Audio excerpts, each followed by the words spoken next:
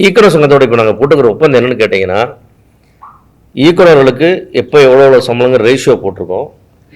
அந்த படத்தோட பட்ஜெட்டில் இயக்குனர் கையெழுத்து போடணும். அந்த பட்ஜெட் மீறிச்சுன்னா இயக்குனர் பொறுப்பு அதுக்கு. அதே மாதிரி வந்து அந்த படத்தோடைய லாப நஷ்டத்துலேயும் நாங்கள் வந்து இயக்குனர் உள்ளே கொண்டு வந்திருக்கிறோம். பர்சன்டேஜ்லேயும் ஒர்க் பண்ணலாம். இப்படி நிறைய இயக்குநர்களை டைரெக்டாக இன்வால்வ் பண்ணியிருக்கோம் ப்ரொடக்ஷன். நாங்கள் புதுசாக வர்ற இயக்குனர் சங்கமே கையெழுத்து போட்டாச்சு எங்களோட. சார், இயக்குனர் சங்கம் என்பது ஒரு கட்டுப்பாடான சங்கம். நீங்கள் கேள்விப்பட்டிருப்பீங்க. அதில் இருக்கிற எல்லாருமே பெரிய டைரக்டர்ஸ் தான் இருக்கிறவங்களும். அது மாதிரி அவங்க சொன்னால் எல்லாருமே அவங்க கேட்பாங்க. அது அவங்க எல்லாரும் அவங்க ஜெனரல் பாடி மீட்டிங் போட்டு எல்லா டைரக்டர்ஸுக்கு வர வச்சு பேசி ஒரு படத்துக்கு எப்படியெல்லாம் பண்ணணும், எப்படி ப்ரொடியூசரை சேவ் பண்ணணும், இப்போ ஒரு ஃபுட்டேஜ் யார் ஃபைனலைஸ் பண்ணணும், ஒரு படத்தோடைய ரிலீஸை யார் டிசைட் பண்ணணும், இந்த படத்தில் வந்து நாளைக்கு வந்து டிஜிட்டலில் விற்கும்போது அவங்க சில கண்டிஷன்ஸ் கேட்டால் அதை அவங்க மாற்ற சொன்னால் நீங்கள் மாற்றி கொடுக்கணும்.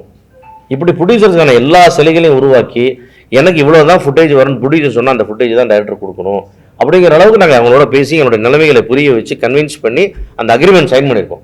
அதனுடைய அடிப்படையில் தான் இனிமேல் வந்து நாங்கள் செயல்பட போகிறோம். அதனால தான் இந்த மறுசீரமைப்புன்னு சொல்லி ஒரு கையெழுத்து போட்டது. நாங்கள் காரணம் என்னன்னு கேட்டிங்கன்னா, இதுக்காக பல மாதங்கள் வெயிட் பண்ண எல்லாரும் சேர்ந்து பண்ணணுன்ட்டு அது சில ஒற்றுமை நடக்காதனால சரி நம்மளே ப்ரொசீட் பண்ணணும்னு சொல்லி நாங்கள் அதை பண்ணியிருக்கிறோம். அதன் அடிப்படையில் பார்த்தீங்கன்னா அது சின்ன படம் பெரிய படம், நீங்கள் ஒரு பெரிய படம் சின்ன படம் தான் ரிலீஸ் ஆகுது. ஆனால் இன்னைக்கு சின்ன படம் 15 கோடியை தாண்டி ஓடிக்கிட்டு இருக்கு. ஒரு பெரிய வேர்ல்டு ரெக்கார்டு கிரியேட் பண்ணிருக்கு. டூரிஸ்ட் ஃபேமிலி வந்து அவ்வளோ பெரிய ஹிட்டு, மெகா பிளாக் பஸ்டர் அது. ஏன்னா அப்படியே ஃபேமிலி வருது. அதான் சொன்னேன், ஒரே ஒரு குடும்பத்தை ஒரு தெருவுலேருந்து வர வச்சிருங்க உள்ள தியேட்டருக்குள்ள, அந்த தெருவை கூட்டு வர வேலையை அவங்க பார்த்துக்குவாங்க. அதுதான் டூரிஸ்ட் ஃபேமிலியில் நடந்துட்டு இருக்கு. இதைத்தான் நாம செய்யணும். அந்த மாதிரி படங்கள் எடுக்கணும். நாம் ஒரே ரத்தம் சதயமாக போட்டு கலாறு பண்ணிட்டு இருந்தோம்னா அது கொஞ்சம் கஷ்டமாக தான் இருக்குது நம்மளுக்கே குடும்பத்தோடு பார்க்கும்போது. ஊடக நண்பர்கள் அனைவருக்கும் இனிய காலை வணக்கம். இந்த கடுக்கா திரைப்படம் வந்து ஒரு வித்தியாசமான எதிர்பார்ப்பு உருவாக்கிட்டு இருக்கு. இந்த படத்தின் நாயகனாக இருந்து எல்லாத்தையும் ஒரு ஆல்ரவுண்டராக வேலை பார்த்துட்டு இருக்கிற அன்பு தம்பி வந்து என்னுடைய பள்ளி தோழனின் மகன். ஈரோடுக்கு பக்கத்தில் கோந்தப்பாடின்ற ஒரு ஊரில் என்னோடு படித்த என் நண்பனுடைய மகன் ஒரு மெரெயின் இன்ஜினியராக இருந்து மெரெயினில் வேலை பார்த்துட்டு அதெல்லாம் விட்டுட்டு சினிமா மேலே ஒரு பெரிய காதலோடு வந்து அவனே போராடி ஒரு வித்தியாசமான அப்ரோச் ஒன்று பண்ணுறாங்கன்றது மட்டும் எனக்கு அதில் புரிஞ்சுது. நான் முழுசாக இன்னும் படம் பார்க்கல. அந்த பாடலை எடுக்கும் விதம், இதை ப்ரொமோட் பண்ணுற விதம், அதை அப்ரோச் பண்ணுற விதம், அவனுடைய போராட்டம் ரொம்ப பிடிச்சிருக்கு. அது கண்டிப்பாக வந்து ஒரு வித்தியாசமான சினிமாவை வர்றதுக்கான வாய்ப்புகள் நிறையா இருக்குன்னு நான் நம்பிக்கையோடு இருக்கேன். நண்பனின் மகன் அப்படின்றான் மட்டும் நான் வரல. அவன் சொல்கிற ஒரு விஷயம் கொஞ்சம் ரொம்ப க்ரியேட்டிவாக ஒரு இன்னோவேட்டிவாக இருக்குது. அதனால் வந்து கண்டிப்பாக வந்து அந்த சிறிய முயற்சிகளுக்கு ஆதரவு கொடுக்கணும். சிறிய படங்கள் எதுவாக இருந்தாலும் நம்ம ஆதரிக்கிறோம். குறிப்பாக நான் வந்து நடப்பு தயாரிப்பாளர் சங்கத்தில் இது மாதிரி படம் எடுக்க வரவங்க ரொம்ப முடிஞ்ச வரைக்கும் என்கரேஜ் பண்ணி அவங்களுக்கு என்ன மாரல் சப்போர்ட் கொடுக்க முடியுமோ கொடுத்து அவங்கள்ட்ட ஏதாவது ப்ராப்ளம் வந்தால் சால்வ் பண்ணி பண்ணுறதுல நாங்கள் ரொம்ப கீனாக இருக்கோம். அந்த வகையில் கடுக்கா திரைப்படம் வந்து ஒரு நல்ல திரைப்படமாக வர்றதுக்கான வாய்ப்புகளோடு வந்துக்கிட்டு இருக்கு. இன்னும் படம் பார்த்துட்டு நம்ம எல்லாருமே அதை பற்றி நம்ம கண்டிப்பாக பேச போகிறோம். இன்றைக்கி என்னென்னா உங்களுக்கு தெரியாதில்லை, ஒரு சினிமாவை வந்து புதுசாக ஏதாவது ஆடியன்ஸுக்கு சொன்னோம்னா அவங்க வந்து அதை பார்க்குறாங்க. அந்த யூடியூப்பில் தான் நமக்கு அதிகமான கமெண்ட்ஸ் வருது, நமக்கு இவ்வளோ பேர் பார்க்குறாங்கன்னு ஒரு இது கிடைக்குது. அந்த மாதிரி ஒரு புதுசாக ஒன்று பண்ணுறாங்க. கண்டிப்பாக அதுக்கு வந்து ஒரு பெரிய ரீச்சும் ஒரு ஓப்பனிங்கும் தியேட்டரில் கண்டிப்பாக இருக்கும். அதுக்கு நீங்கள் வந்து ஒரு புதுமுகம், ஒரு அறிமுகமாக வர்றான், இவ்வளோ பெரிய ஒரு மெரெயின் இன்ஜினியராக இருந்துட்டு நம்ம சினிமா மேலே இவ்வளோ காதல் கொண்டு வரக்கூடிய நம்முடைய சகோதரனுக்கு நம்ம எல்லாரும் கை கொடுக்கணும், தோல் கொடுக்கணும். உங்களை எல்லாத்தையும் வேண்டி விரும்பி கேட்டு இந்த ப்ரொமோஷனுக்கு எல்லாம் நிறைய சப்போர்ட் பண்ணுங்கள். படம் பார்த்துட்டு இதில் நம்ம நிறையா பேசுவோம்னு நினைக்கிறேன். Thank you all. Thanks for coming. இல்லை சார், சிறு படங்களில் என்ன பண்ணுறோம்னா அந்த கியூப் சார்ஜஸ் நம்ம கொஞ்சம் குறைச்சி பேசி நம்ம கொஞ்சம் ஸ்பெஷல் ரேட் ஒன்று உங்களுக்கு வாங்கி கொடுக்குறோம். அந்த மாதிரி வந்து இவ்வளோ ஸ்க்ரீன் கம்மியாக ரிலீஸ் பண்ணுற படங்களுக்குன்னு ஒரு ஆப்ஷன் க்ரியேட் பண்ணி வச்சுருக்கிறோம். அதே மாதிரி வந்து பெப்சியோட வந்து எங்களுக்கு ஒரு பெரிய டைப் இருக்குது. சிறு முதல் அது 6 கோடிக்கும் கீழே எடுக்கிற படங்களுக்குன்னு சொல்லி கிட்டத்தட்ட ஒரு 15 ஃபெசிலிட்டிஸ் நம்ம க்ரியேட் பண்ணி வச்சுருக்கிறோம். அது வந்து இப்போ சண்டேயில் ஒர்க் பண்ணால் டபுள் கிடையாது, ட்ராவல் பண்ணால் டபுள் கிடையாது, அப்புறம் இத்தனை பேரை வச்சு தான் வேலை செய்யணும் கட்டாயம் கிடையாது. நீங்கள் எவ்வளோ பேர் வேணால் வச்சு வேலை செய்யலாம், எந்த கிராஃப்ட்டும் இல்லாமல் வேலை செய்யலாம். நீங்கள் மேக்கப் மேன் வச்சுட்டு தான் ஷூட்டிங் போடணுன்றது ஜென்ரல் ரூல். ஆனால் இந்த படங்களுக்கு அது மாதிரி வேண்டியதில்லை. உங்களுக்கு மேக்கப் தேவையில்லை, மேக்கப் வேண்டாம், காஸ்டியூமர் தேவையில்லை, காஸ்டியூமர் வேண்டாம், ஆர்டிஸ்ட் தேவையில்லை, உங்களுக்கு என்ன தேவையோ அதை மட்டும் வச்சுட்டு படப்பட்டி படுக்கலான்ற வசதியை நாங்கள் சிறுபட தயாரிப்பாளர்களுக்காக உருவாக்கி வச்சுருக்கோம். அதுதான் பெரிய பெனிஃபிட் நம்ம நிறைய பண்ணி கொடுக்குறோம். அதே மாதிரி வந்து இது மாதிரி படங்களுக்கான ரிலீஸ்லேயும் காஸ்ட் ஃபேக்டர் குறைக்கிறதுக்கும் பப்ளிசிட்டி செலவுகளை பற்றி நம்மளோட டிஸ்கஸ் பண்ணால் நம்ம பேசி ஸ்பெஷல் ரேட்ஸ் வாங்கி வச்சுருக்கோம் அசோசியேஷன். அதெல்லாம் இவங்களுக்கு கொடுத்து நம்ம ஹெல்ப் பண்ணுறோம். அந்த மாதிரி என்னென்ன முடியுமோ மேக்ஸிமம் நம்ம சப்போர்ட் பண்ணிகிட்ருக்கோம். ஏன்னா சின்ன சின்ன படங்கள் ஜெயிச்சு அதில் வர்றவங்க பெரிய ஆள் ஆனால் தானே அது பெரிய ஆள் ஆக முடியுது. எல்லாருமே ஒரு நாள் சிறிய படத்தில் ஜெயிச்சு பெரிய ஆளாக வந்தவங்க தான்.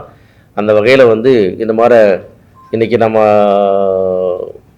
பார்த்தோம்னா எனக்கு இவ்வளோ பெரிய மாபெரும் வெற்றியை பெற்றுக்கிற டூரிஸ்ட் ஃபேமிலி டைரக்டர் பார்த்தீங்கன்னா அவ்வளோ ஒரு சின்ன வயசில் வேறு அனுபவமே இல்லாமல் இப்படி ஒரு படத்தை கொடுக்க முடியும்னா இதையெல்லாம் நம்ம சப்போர்ட் பண்ணோம், என்கரேஜ் பண்ணோம். அந்த மாதிரி ஒரு ஆனால் புதுசாக வர்ற யாரையும் நம்ம டக்குன்னு அண்டர் எஸ்டிமேட் பண்ணிடவே முடியாது. யார் நீங்கள் எந்த புத்தில் எந்த பாம்புன்னு சொல்லலாம். அந்த மாதிரி தான் இன்றைக்கி எல்லாம் வர்ற யங்ஸ்டர்ஸ் வந்து அப்படி இருக்காங்க, ஃபயராக இருக்காங்க.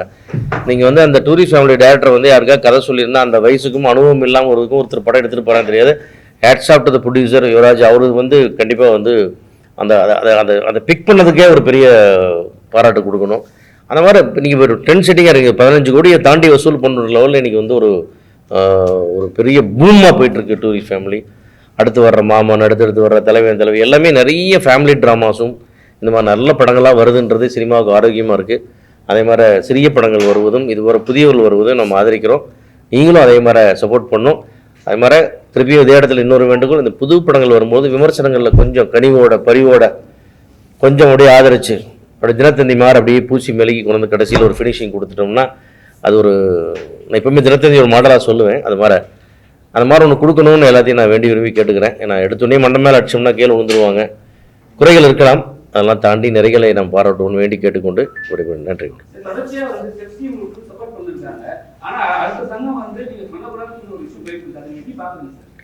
சார் அதான் நான் சொல்கிறேன் சார். பெப்சி என்பது வந்து எப்படி கேட்டிங்கன்னா, நீங்கள் நல்ல ஒரு பெரிய நந்தனம் சிக்னல் மாதிரி பெரிய ஜங்ஷனில் இருக்கிற சிக்னல் மாதிரி பெப்சி அது நின்றுச்சுன்னு வச்சுக்கோங்க, அந்த ரோடு என்ன ஆகுது? அதுதான் சினிமாவில் நடக்கும். பெப்சினால் வந்து உங்களுக்கு கொஞ்சம் நேரம் நின்று போயிட்டுருக்கு, சில சிரமங்கள் இருக்குது. என்னடா 3 நிமிஷம் இப்படியே நிற்குது, இதெல்லாம் இருக்கும். நின்று போகணும், நம்ம அவசரத்துக்கு போக முடியல, அதெல்லாம் இருக்கும். ஆனால் அது ரெகுலேட் பண்ணி விடுது உங்களை. அதோட அருமை எப்போ தெரியும்னா அந்த சிக்னல் ஆஃப் ஆனால் தான் சிக்னல் அருமை தெரியும். அந்த மாதிரி பெப்சி இல்லைன்னா கட்டுப்பாடு இல்லாத போயிடும் சினிமா. ஏன்னா இன்றைக்கி சினிமாவில் வந்து ஒரு டிபார்ட்மெண்ட்டில் ரொம்ப அற்புதமாக தொழில் தெரிஞ்ச ஒருத்தனுக்கும் அதே பேட்டா தான், அதை புதுசாக கற்றுக்கிட்டு 4-5 படம் தான் வேலை செஞ்சுருக்கணுக்கும் அதே பேட்டா தான். அதை வந்து நீங்கள் மாற்ற முடியாது. ஆனால் இந்த கட்டுப்பாடுகளை உடச்செறிஞ்சிட்டோம்னா, நான் சீனியர், நான் வந்து சூப்பர் சீனியர், எனக்கு 10,000, எனக்கு 2,000 ஆள் ரேட் போட்டு வேறு மாதிரி வந்து சினிமா கட்டுக்கடங்காத ஒரு இடத்துக்கு போய்டும். அது அந்த விவரத்தை யாருமே புரிஞ்சு மாட்டேங்கிறாங்க. Right sense sir. நம்முடைய தனிப்பட்ட ஈகோக்களுக்கெல்லாம் இங்கே வேலையே கிடையாது. சினிமா ரொம்ப முக்கியம். சினிமா நல்லா தான் சார். சினிமா தான் நமக்கு தான் சினிமா தேவை. சினிமா யாருமே தேவையில்லை. அதை விட்டுட்டு ஓடிக்கிட்டே இருக்கும், அது பின்னாடி நம்ம ஓடிக்கிட்டே இருப்போம்.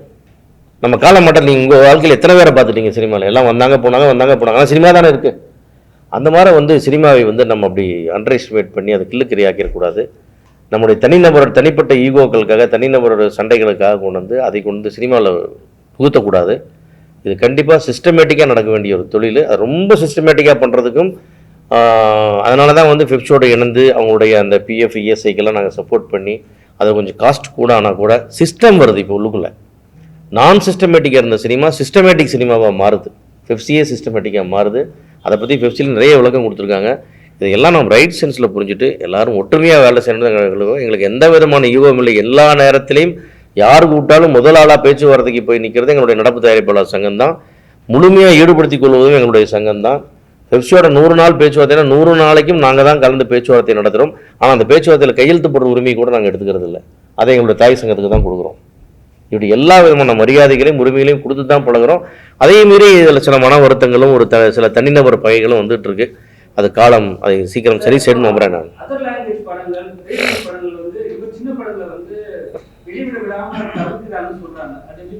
எது புரியல?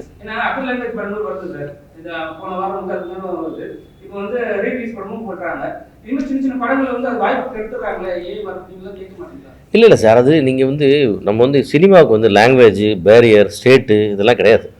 இப்போ நம்ம என்ன பண்ணுறாங்களே நம்ம சரி நம்ம தமிழ் அதாவது நீங்கள் தெலுங்குலேருந்து பார்த்தீங்கன்னா ஒரு 4 ஹீரோ படம் தான் எங்கள் டப்பாய் ரிலீஸ் ஆகும்.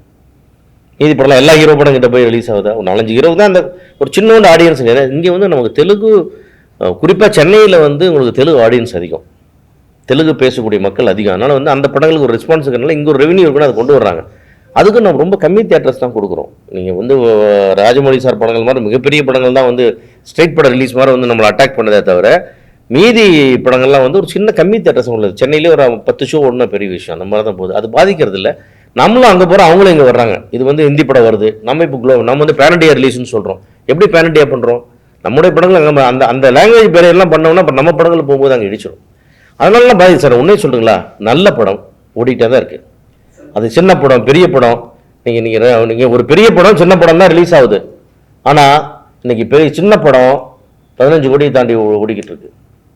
ஒரு பெரிய வேர்ல்டு ரெக்கார்டு கிரியேட் பண்ணிருக்கு.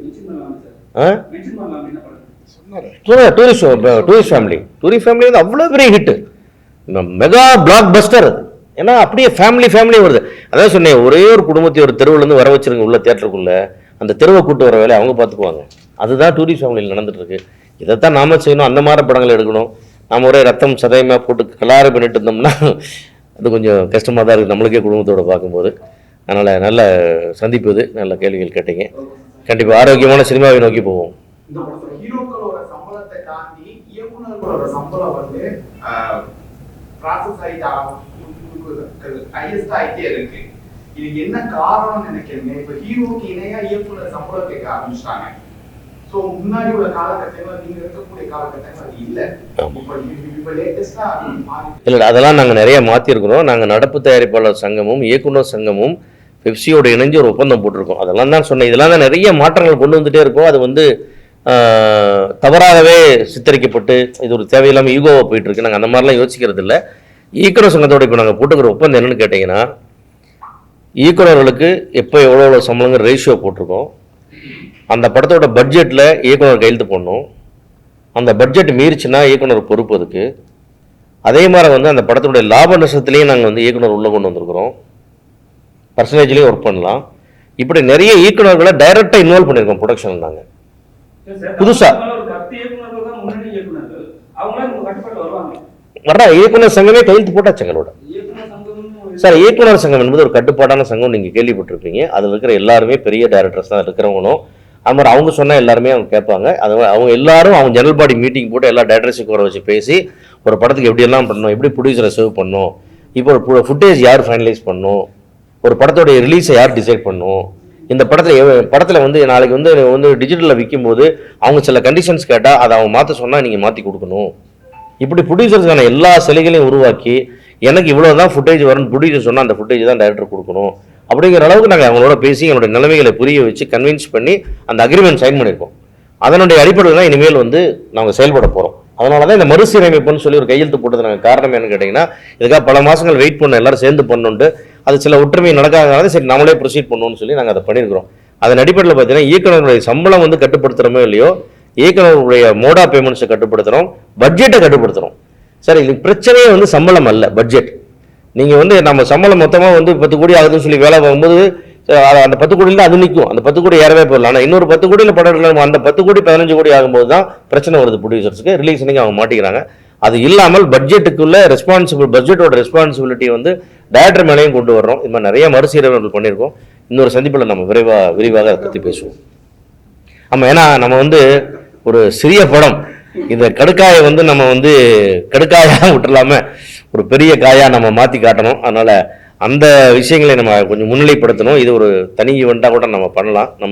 நாங்கள் நடப்பு தயாரிப்பு சங்கத்திலே ஒரு ப்ரெஸ் மீட் வச்சு இது ஒரு சோஃபார் என்னன்னு ஒரு எக்ஸ்ப்ளனேஷன் பண்ணுற ஐடியா இருக்குது எங்களுக்கு. அந்த சந்திப்பில் நம்ம விளக்கமாக ஃபுல்லாக ஒரு டெமான்ஸ்ட்ரேஷனே ஒன்று கொடுக்க போகிறோம். என்னெல்லாம் நடந்திருக்கு, என்னெல்லாம் இண்டஸ்ட்ரி டெவலப்மெண்ட்டு. அதேமாரி இந்த படத்தை சப்போர்ட் பண்ணுறதும், இந்த நீங்கள் பார்த்துருப்பீங்க இந்த வீடியோவில் என்னென்னமோ சேஞ்சஸ்லாம் பண்ணுறான் பையன் டக்குன்னு. இப்போ நாங்கள் பார்க்க வளர்ந்த பசங்க திரும்ப பையன் தான் திரும்ப என்னென்னமோ பண்ணுறான். இங்கடா மெரைன் இன்ஜினியர் படிச்சு ஒன்று யார் இதெல்லாம் சொல்லி கொடுத்தான்னு தெரியல. ஸோ நேச்சுரலாக ஒரு க்ரியேட்டிவிட்டி ஒன்று இருக்குது இன்றைக்கி பசங்களுக்கு. சோசியல் மீடியாவும் உங்களுக்கு அவ்வளோ சப்போர்ட்டாக இருக்குது. அதனால் இந்த கடுக்கா படத்துக்கு வந்து நீங்கள் முழு ஆதரவை கொடுங்க. படம் நல்லா நிச்சயமாக நம்ம எல்லோரும் பாராட்டி கொண்டாட போகிறோம். அது ஒரு டூரிஸ்ட் ஃபேமிலியாவோ, அது ஒரு குடும்பஸ்தனாவோ, அது ஒரு அடுத்த ஒரு வெற்றி படமாக வர்றதுக்கு எல்லாம் வாய்ப்பு இருக்குது. அது நம்ம அவங்க வரவேற்போம், வாழ்த்துவோம்னு வேண்டி கேட்டுக்கிறேன். இன்னைக்கு ஆர்கானிக் இப்போ டாக்டர் அப்பாயின்மெண்ட் அவர் உடல்நிலை சரியில்லை, பட் அதையும் மீறி ஒரு சின்ன படத்துக்கு சப்போர்ட் பண்ண வந்திருக்காருன்னா சாரோட மனசு நீங்க எல்லாரும் உங்களுக்கு இல்ல எல்லாரும் நம்ம எல்லாரும் இவரோட சுத்திட்டு இருக்கேன் நாங்க ஒரு 20-30 வருஷமா. அதனால ரொம்ப தேங்க்ஸ் சார், ரொம்ப ரொம்ப நன்றி. பாரு அதெல்லாம் பிரச்சனை இல்லை, நல்லா பண்ணுங்க, நம்மளை எல்லாம் பார்த்துக்க, எல்லாத்துக்கும் மெட்டீரியல் கொடுங்க, நல்லா ப்ரொமோட் பண்ணுங்க.